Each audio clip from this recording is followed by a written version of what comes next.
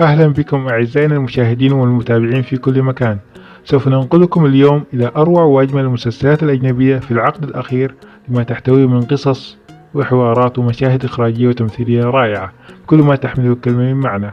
وهي مسلسلات لا ينصح بها للمشاهدة العائلية، لما تحتويه من مشاهد العنف والألفاظ الخارجة والمشاهد الجنسية والتعري الزائد عن اللزوم. بدون مقدمات طويلة، هذه المسلسلات للكبار فقط، ولذلك لازم التنويه. لا تنسوا الاشتراك ونشر القناة لنتعمق في هذه النوعية من الفيديوهات في المراجعات القادمة.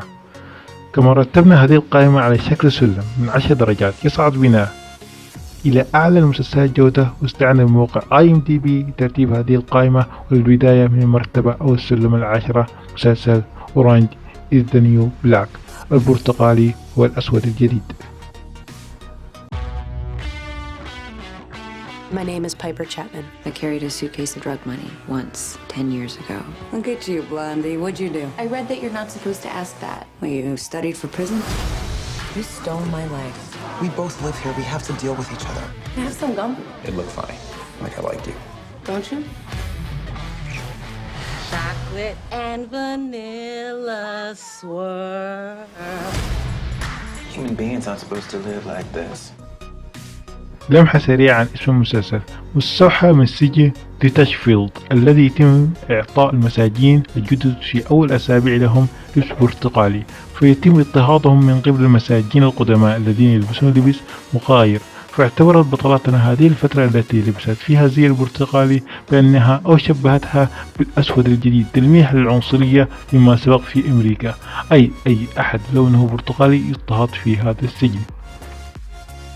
بعيدا عن اسم المسلسل، لو كنت من الناس الذين يستهويها عالم السجون والعلاقات الغريبة بين المساجين وبعضهم، المسلسل هذا سيصطحبكم في رحلة طويلة وممتعة في حياة سجينة، بداية من اليوم الأول لها في السجن وحتى كل التطورات التي مش بس بتغير في طريقة تعاملها مع الأمور، لكن بتغير في شخصيتها بشكل كامل. لكن لازم ننوه أن المسلسل للكبار فقط. حقق مسلسل أورانج is the New Black ضجة كبيرة في ذلك الوقت، حقق نسبة مشاهدة عالية جدا، ونجري بالذكر أنه نال على إعجاب كل من النقاد والجمهور. يعتبر أول عمل فريد من نوعه، حيث تدور أحداثه داخل السجن، ترجع قصته إلى قصة حقيقية في الأساس، وهي سجن بايبرمان. وقام المؤلف بعمل هذا المسلسل محاكاة لقصة حقيقية، ولكنه أضاف الحبكة الدرامية، فترددوا في سماع هذا العمل التلفزيوني الرائع. تدور القصة عن بايبر تشامبان، امرأة تبلغ من العمر 30 عاما. مع كل مظاهر الحظايا التي عاشت فيها، حكم عليها فجأة بالسجن لمدة 15 شهرا في السجن ريتشفيلد الإصلاحي في دانبري، نقل أموال المخدرات قبل عقد من الزمان، تنفيذا لطلب صديقتها السابقة أليكس. تجد نفسها مرة واحدة وراء القضبان. لن تتعامل بايبر فقط مع الحياة داخل السجن، حيث يمكن أن تتركها المخالفات الصغيرة جائعة أو مطاردة أو أسوأ، ولكن تحديات الحفاظ على علاقة بعيدة المدى مع خطيبها لاري تعتبر الأصعب. حصل على تقييم 8.1 في موقع IMDb وعلى 90% موقع روتن توميتو. Embezzlement, fraud. I am officially taking over your job. Diaz is pregnant. What? Must have been Mendez. You got her pregnant? No. You're fucking fired. You'll always be your mother, Dianora. I'm actually considering this, are you? Take her and give her the best life. You know, the hot one's back. How am I back here? MCC is going to be taking over Litchfield. Are you really gonna start a whole criminal enterprise from behind bars? It's not drugs, it's underwear. I have no family, no friends, and $20. You decide to steal from me? This is a deadly weapon. That is some stuff. بعد ذلك نأتي الدرجة التاسعة، المسلسل الغني عن التعريف، مسلسل ذا ويتشر أو المشعوذ بالعربية. Remember hearing stories about witches. Is it true what they say? Elves are the original sorcerers of the continent. When humans and monsters arrived, elves taught the humans how to turn chaos into magic. And then the humans slaughtered them. Chaos is the most dangerous thing in this world. But without control, chaos will kill you.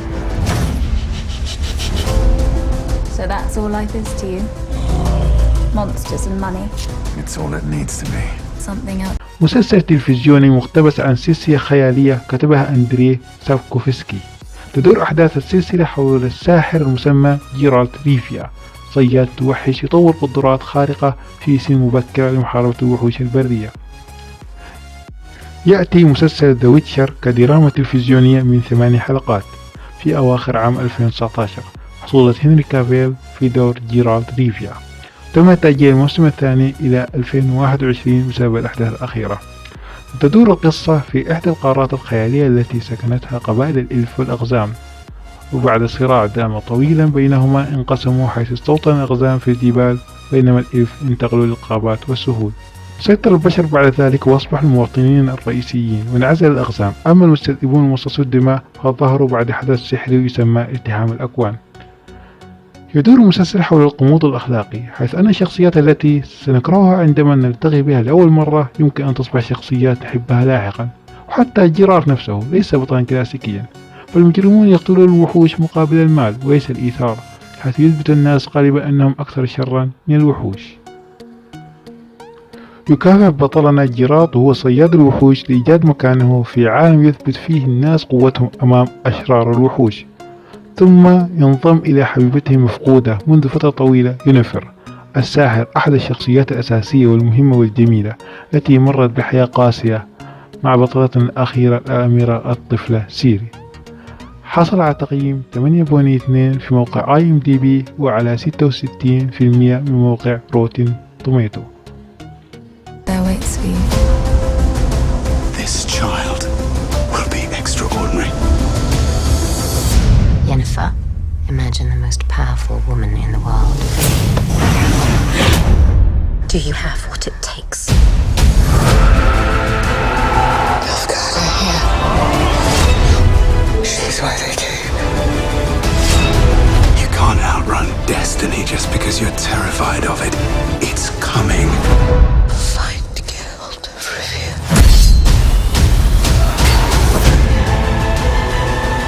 I can't do this without you!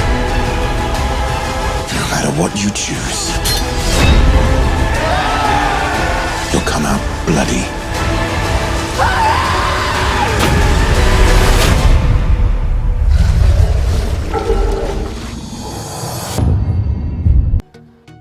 صعودا إلى المرتبة أو الدرجة الثامنة نجد مسلسل المراهقين Sex Education، التربية الجنسية. Are those ones that like to do it in animal costumes? No, he wanted to wear a strap-on. She's not really into it. It's a classic power dynamic issue. I wish my mom was a sex guru. I've noticed you're pretending to masturbate, and I was wondering if you wanted to talk about it. Trust me, you don't. I mean, what exactly is the problem here? I mean, can you even get a hard on? I wait for them to go away. I don't like how it feels. Mum's cool. Why aren't you cool? She's hot. Why didn't you say she was hot? Because she's my mum. Everyone has had sex over the summer. Everyone except you. And you. Excuse me? I gave 2.5 handjobs to that guy I met in Butlins. Why the half? We got interrupted. Stupid surprise karaoke. He still calls me trombone. The nickname doesn't even make sense. I play the French horn. What a slag. Look at that greasy hair. Maybe she can't afford shampoo. Or deodorant. Have you been smoking again? تناول المسلسل بطابع درامي كوميدي قصة المراهق أوتيس ميلبورن، والذي يعاني من القلق والارتباك والعزلة وعدم الاختلاط مع الرفاق، والذي تستغله فتاة متنمرة تدعى مايف، مستفيدا من خبرة والدته الأخصائية في العلاج النفسي الجنسي، ومعا يقومان بتأسيس نشاط يعني بتثقيف طلاب المدرسة والمراهقين بمواضيع الجنسية، والذي يرافقه الكثير من المواقف العملية والكوميدية المثيرة. يصبح الوضع أكثر قرابة عندما تقنع الفتاة السيئة المقيمة في مدرسة مايف بفتح عيادة علاج جنسي في المدرسة. حقق المسلسل نسبة مشاهدة عالية داخل وخارج الولايات المتحدة الأمريكية، حيث ساهم الموضوع الذي تناوله بجذب المراهقين ودفعهم لمشاهدته. بسبب طبيعة القصة والمشاهدة التي تناولت محتوى جريء ومثير، فقد تعرض لبعض الانتقادات والاتهامات بأنه مسلسل مفسد للأخلاق. حصل على تقييم 8.3 على موقع IMDb وعلى 94% من موقع روتن توميتو. He paid you to tell him what I like. I'm so sorry that I hurt you. You saw something in me when no one else did. Don't be late. Ta-ra, lad. See you later, pet. Oh, does it, does it, does it, does it? What is your thing then? Complex female characters? Oh, I want a crumpet. But love isn't about grand gestures or the moon and the stars. It's just dumb luck. And sometimes you meet someone who feels the same way. And then sometimes you're unlucky. But one day, you're gonna meet someone who appreciates you for who you are. I'm just new to all this, and I need to take things slowly. Do you want to kiss me?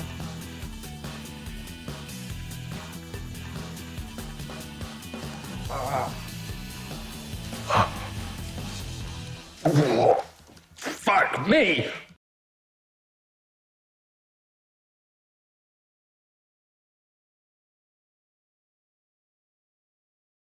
والآن نحن في السلمة السابعة، حيث استوقفنا المسلسل الرائع يوفوريا أو مسلسل النشوة. I'd like each of you to get up and tell us a 5-minute story about your summer.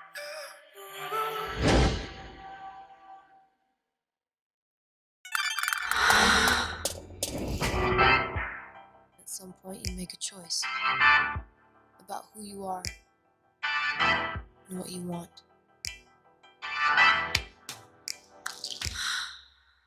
Hey, I'm Rue. I'm an addict. You're about to start a brand new chapter. Some new girl in town that I think you're gonna be friends with. I'm Rue. I'm Jules. Suddenly, the whole world goes dark, and nothing else matters but the person standing in front of you. I'm envious of your generation. You guys don't care as much about the rules. They're just reaching for something to make it all seem meaningful.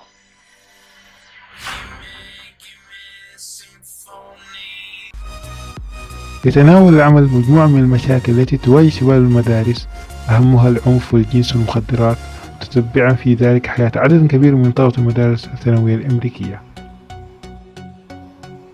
خرجت بطلتنا ريو من إعادة التأهيل، ولكن ليس لديها خطط للبقاء نظيفة. أما صديقتها جوليز هي فتاة متحولة جنسيا تجد صعوبة في محاولة التصالح مع انعدام الأمن الجنسي. يمر الأطفال بالعديد من الأحداث الصعبة، ولكن على الرغم من الصعوبات التي يتعلمونها للتعامل مع ما تطرحه عليهم الحياة. حصل على تقييم 8.3 على موقع IMDb وعلى 82% من موقع روتن توميتو.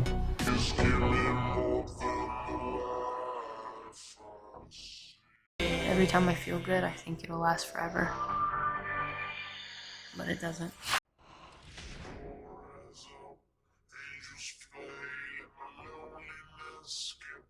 Nothing lasts forever. I've got an idea. Should I be concerned? You think because I went to rehab I saved me? I mean, ain't that the point? If I could be a different person, I would. Baby, just take your time. You're delicate. I would tell everyone I love to at least try and change.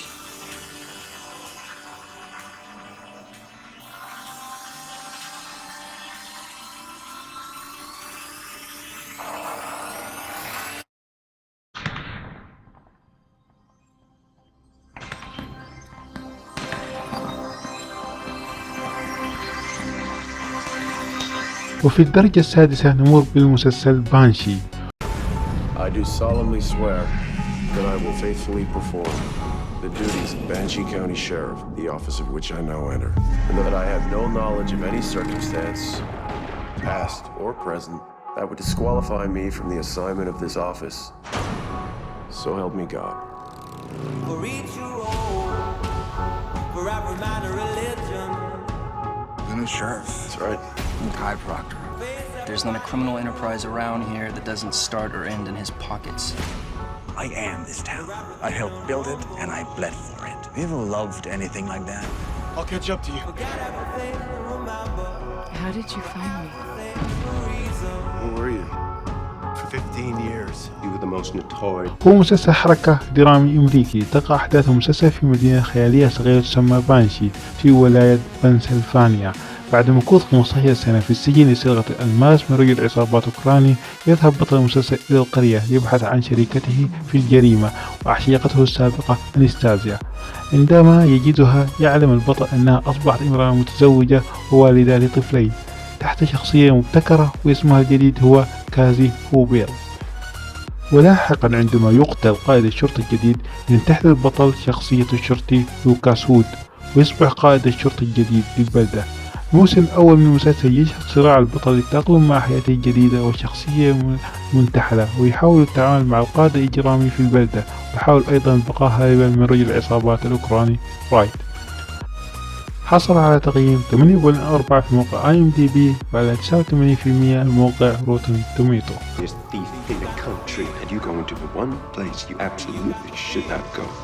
You could have led Rabbit straight to it. For years I've been thinking, where is she? This is not how I saw it playing out. Leave here and forget about me. If I don't, I'll kill you myself. They're afraid of me, cause they should be. And maybe you should be too.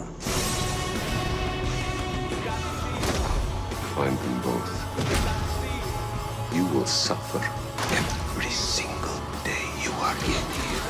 You have no idea what he will or will not do. This happened in your town, Sheriff Hood. This blood is on your hands. We have to get out of Banshee right now. في الدرجة الخامسة يأتي مسلسل التاريخي الجميل مسلسل أوتلاندر أو مسلسل الدخيلة أو الغريبة على سلسلة تحمل نفس الاسم. يتابع هذا المسلسل قصة كلير راندال التي عملت ممرضة في الحرب العالمية الثانية. عند ذهابها في شهر عسلها الثاني مع زوجها فرانك في اسكتلندا، في إحدى الليالي يشاهدون مجموعة من النساء يرقصون فيما يبدو أنه طقوس لشيء ما. في اليوم التالي تزور كلير المكان، عندما تلمس الحجر الموجود هناك يتم نقلها إلى القرن الثامن عشر بالضبط إلى عام 1743 وقت التمرد الاسكتلندي. عند انتقالها عبر الزمن سرعان ما أصبح الناس في ذلك العام يشكون بها ويعتقدون أنها قد تكون جاسوسة إنجليزية لتبدأ القصة الجميلة. حصل على تقييم 8.4 في موقع IMDb وعلى 91% من موقع روتن توميتو. ويأتي في المرتبة الرابعة مسلسل سبارتاكوس. In the world of the gladiator, a man's fame and glory constructs its own truth. Fame and glory. I see neither. Fight for me, and I will help to reunite you. I do not favor the games. I meant no offense. I am practiced with sword, not words. A gladiator's virtues extend well beyond the sands of the arena. 3 months of grain. The payment standing past due. 3, is it? To the day. They will settle this grudge in the hour. Crixus, the undefeated. Spartacus, dog who defies death. you needed more training. I shall train harder then. It is too late for such things.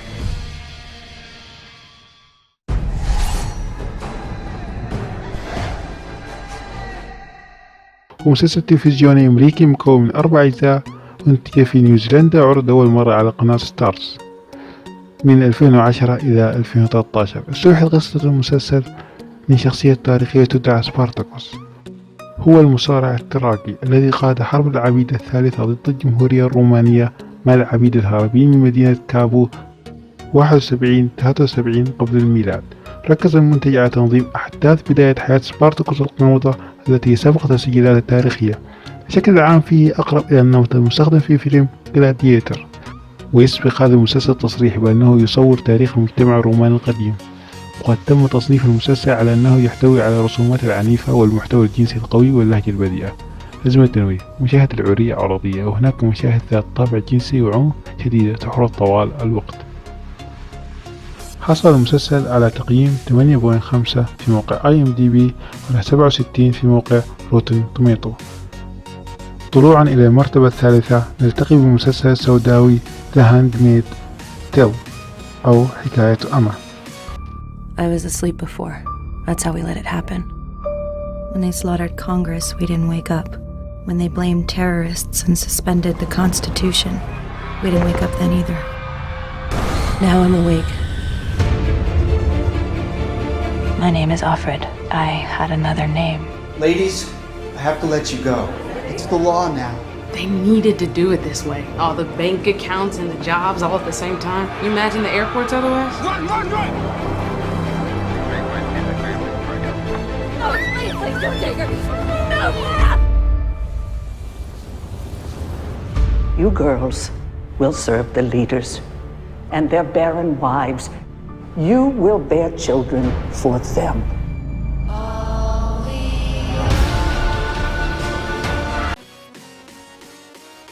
المسلسل دراما فانتازي أغرب الديستوبيا، وهي مجتمع خيالي فاسد أو مخيف أو غير مرغوب فيه بطريقة ما، عكس اليوتيوبيا أو المدينة الفاضلة، حيث تسيطر فاشية دينية تشبه داعش على بعض الولايات الأمريكية بعد أن قلت الخصوبة في العالم. تتعامل السلطة مع النساء على أنها أداة إنجابية فقط، وتبحث عن النساء اللاتي يستطيعن الإنجاب، كن إما يتم اغتصابهن من قبل رجال الدولة بغرض الإنجاب. مسلسل صعب المشاهدة وله أثر نفسي سيء على النساء، أصابني أنا شخصيا بالتوتر، إلا أن له حبكة درامية تستحق المشاهدة، خاصة بتواجد أداء تمثيلي رائع، وقد تم ترشيحه ل34 جائزة وفاز ب40 جائزة أخرى، منهم واحدة جولدن جلوب، والتي فازت بجائزة أفضل ممثلة هي بطلة المسلسل النجمة إليزابيث موس. وحصل المسلسل على 8 جوائز إيمي أخرى. حصل المسلسل على تقييم 8.5 في موقع IMDb وعلى 88 في موقع Rotten Tomato. There's an eye in your house. We'll send you to the colonies. You'll be cleaning up toxic waste and then you'll die. Tonight is a celebration of Gilead and of what we have achieved. We only wanted to make the world better. Better. Better never means better for everyone. I want to keep on living for her. Remember your scripture. Blessed are the meek. And blessed are those who suffer for the cause of righteousness.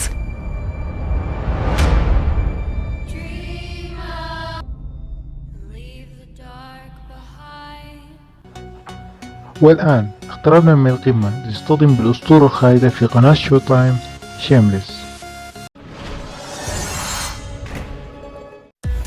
Nobody's saying our neighborhood's a Garden of Eden, but it's been a good home to my kids.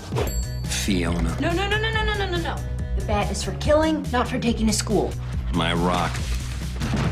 I'm here to help Karen study for a midterm. Lip, smart as a whip. I get paid for tutoring. I know. Debbie, sent by God. Raises money for UNICEF, some of which she actually turns in. Carl. I don't really know that much about Carl. Oh, loves animals. Ian. Incredible work ethic. You must be joking. He's married. Liam. But he looks a little bit like my first sponsor. And me, Frank Gallagher, captain of our little ship. And around for all my friends from the UAW. Really? No. Absolutely. Wildly. Unapologetically shameless. هذا المسلسل تمكن من الاستمرار ل10 مواسم كاملة، وفي انتظار الموسم 11 في بداية نوفمبر نهاية هذه السنة، مما يجعله العمل الأطول عمرا في قناة شو تايم. قصة المسلسل مأخوذة عن أحد الأعمال المشهورة على التلفزيون الإنجليزي والتي كانت تحمل نفس الاسم، لكن تم تغيير الكثير من التفاصيل حتى يتلائم المسلسل مع المشاهد الأمريكي والبيئة الأمريكية. يحكي المسلسل عن عائلة جاليجر الغريبة والتي تتكون من أب و6 أبناء. بين هروب الأم من المنزل منذ سنوات وإدمان الأب على الكحول، أصبحت مسؤولية الأسرة على عاتق فيونا الابنة الأكبر للعائلة، والتي تركت الدراسة في السنة الأولى من المرحلة الثانوية حتى تعتني بإخوتها. يحتوي المسلسل على الكثير من المشاهد الجريئة، بالإضافة إلى مناقشته العديد من القضايا الجريئة والتي تمس المجتمع الأمريكي، ناهيك عن مشاهد العنف والألفاظ الخارجية التي استعملت المسلسل طوال الوقت. كل هذه الأسباب جعلت هذا العمل بعيد كل البعد عن كونه مناسب للمشاهدة العائلية. حصل على تقييم 8.6 في موقع IMDb وعلى 85% من موقع Rotten Tomato. قبل المرتبة الأولى لا أستطيع أن أقول بأننا حصرنا كل المسلسلات من هذه النوعية في هذا المقطع، لن نتكلم عن مسلسلات مثل صراع العروش لأنها مسلسلات ذات شعبية عالية في الأصل، ولذلك هذه بعض المسلسلات التي استحقت أن تكون في هذه القائمة، لكن بسبب قوة المنافسة أصبحت في القائمة الشرفية، وهي كل من مسلسل سنس8، مسلسل يو، وقائمة طويلة سوف نتحدث عنها في الفيديوهات القادمة. والآن نصل إلى قمة المسلسلات، هو مسلسل ويستورد أو العالم الغربي. Do you know where you are? I'm in a dream. That's right, Dolores. You're in a dream. Have you ever questioned the nature of your reality?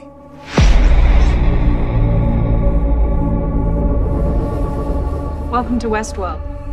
No orientation. No guidebook. All our hosts are here for you.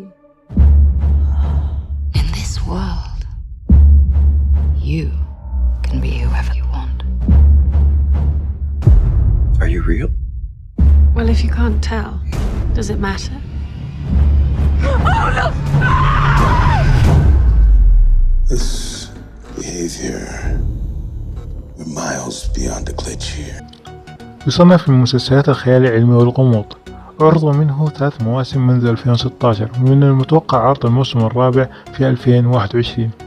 المسلسل فكره وفلسفة جديدة، تدور أحداثه في عالم خيالي متطور تقنيا، تعيش فيه مجموعة من الروبوتس متطورين مثل البشر تماما، يقيمون في مكان ترفيهي يأتي إليه الزوار الأثرياء ليفعلوا ما يحلو لهم، حتى لو كانت جرائم دون الخوف من انتقام المضيفين. هم الروبوتات التي تشبه البشر تماما، حتى إنك لن تفرق بينهم. تلقى المسلسل مراجعات إيجابية من أغلب النقاد الذين مدحوا التصوير والتمثيل والقصة، حيث سنخوض مغامرات غريبة وشيقة مع بطلتنا دولوريس من العالم الغربي. إذا كنت من محبي الغموض فهذا المسلسل لك، وتقييمه على IMDb هو 8.8 من 10، على روتن توميتو هو 82. هذا المسلسل للكبار فقط لاحتوائه على كثير من مشاهد الجريئة ومشاهد العري. What are your drives? To meet my maker.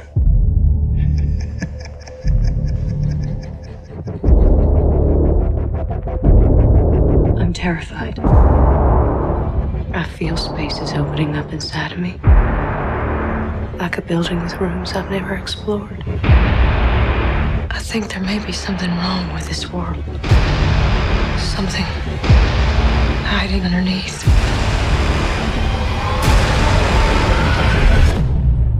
These violent delights have violent ends.